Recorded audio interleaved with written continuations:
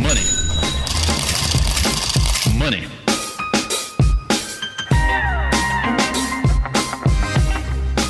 I thought I would talk to any of my potential buyers out there that might have challenges coming in with a down payment for a home. Interest rates, yes, again, we have hit another historical low. I know it's crazy, but it's the truth. They're lower than they have been in all history of mortgage interest rates. So it's a really great time to get in and purchase. And there are options and grant programs available. Now, the program I want to go over is the Home Advantage program through the Washington State Housing Finance Commission. You do not have to be a first-time home buyer to qualify for this particular grant program. There are other grant programs that have different restrictions, but this one you do not have to be a first-time home buyer. You do have to be owner occupying the property, so this does have to be your primary residence. It can't be an investment property or a second home.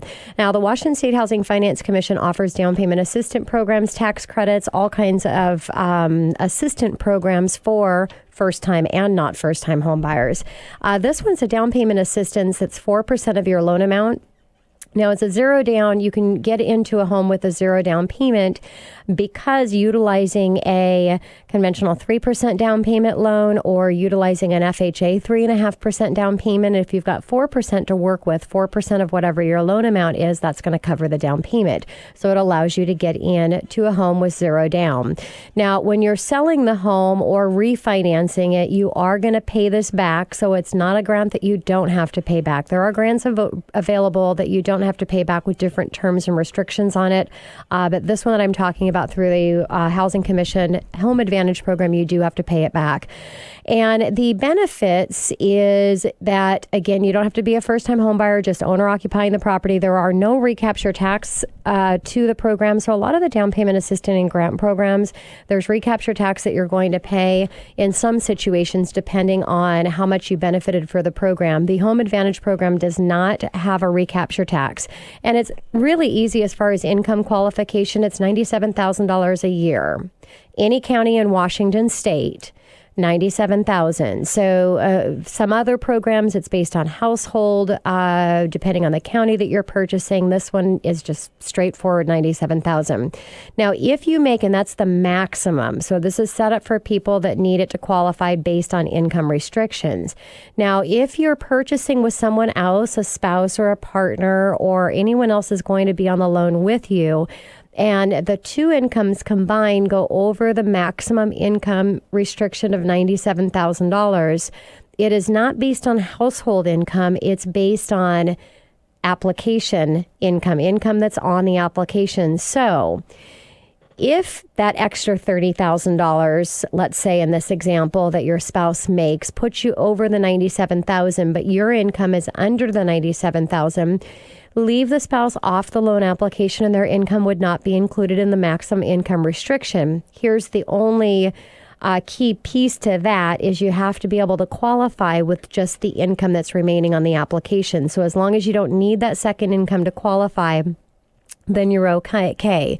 Now, also, it's going to be based on what the lender's income calculation is, not needs assessment. A lot of the grant programs, you may have done research on it and found out that you made too much income because they're looking at all of the potential income that comes into the household.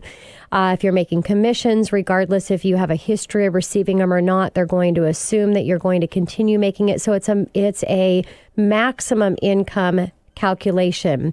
On this one, it's not based on needs assessment. It's based on a conservative income calculation based on what the lender's going to use. So that can sometimes help you in some of the other programs. You may not be able to qualify based on the income calculation. Now, it's at a 0% interest rate, so you're not paying any interest for the program. You do have to pay it back. But again, if it was a $10,000 grant at the end of the 30 years, or if you sell or refinance your home, you're going to pay that $10,000 back, but you don't owe anything in addition because it's at a 0% interest rate, as well as there's no payment. Now, I do want to give you just a breakdown here of the cash that you would need to purchase. Let's just say you're looking at a condo for $250,000 and you are using an FHA 3.5% down payment loan. The down payment would be $8,750. Now, you still do have to come up with closing costs and prepaids. A good estimate is maybe 3%, so that would be $7,500. So that would be the amount that you would actually need to purchase the home. In this market, because of the lack of inventory that we're having, there's just not a lot of availability to do some of the creative things that you might been able to do before, as far as in asking the seller to pay for that chances that's not going to happen. Maybe there's an option to increase the price, but you really need to go back to your real estate expert and see if that's going to put your offer in jeopardy in a multiple offer scenario. We do happen to have a real estate expert in studio today, so you can ask questions to her regarding that. Now, the interest rate attached to the first mortgage is going to be a little bit, the mortgage that's not the grant program is going to be a little bit higher. You might be looking at 1/4, maybe 0.5% higher than wherever the market interest rates are at for attaching that grant program, the grant towards the down payment.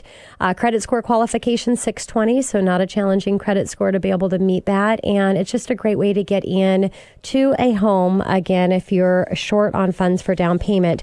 Any questions that you have regarding loan programs, different options that are available to you, that's my expertise. That's what I do, is I do mortgages. Feel free to call the show, 1-855-400-1150, or you can always request information or connect with me by going to themoneyhour.com. And coming up next, whether you're married for 5 or 50 years, adjusting to a life as a widow can be devastating if you're not prepared ahead of time.